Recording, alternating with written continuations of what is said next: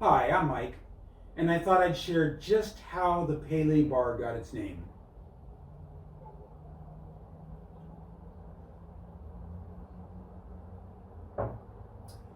It all begins a long time ago, the summer of 1977, when my step was lighter and my favorite shirt was brighter. I had just graduated from high school. I decided to take a trip to Hawaii before the real world beat me down. I was at Ka Loko Lake in northern Kauai when I ran across a rundown hut in a clearing.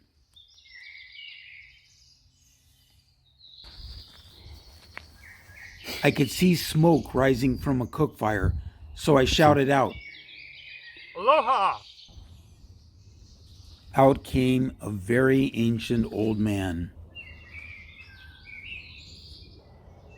He called me over, so I went to talk to him. He told me he had been a kahuna in the palace of Queen Liliuokalani, the last monarch of Hawaii before the invasion of the Hau'olis. He told me he moved to this remote area in his later years to find some peace. And then he looked around, he lowered his voice.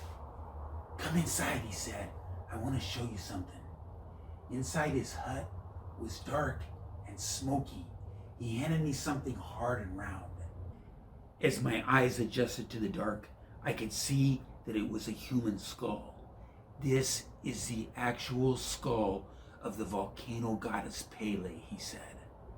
I examined the object in my hands. It was smooth black obsidian with traces of lava flowing down the sides. It was warm to the touch, and a faint orange glow came from the eye sockets. "It won't be long now till I go to live with the ancestors," he said. "I can sell it to you for $100. How could I pass up the actual skull of the goddess Pele? I paid him the $100.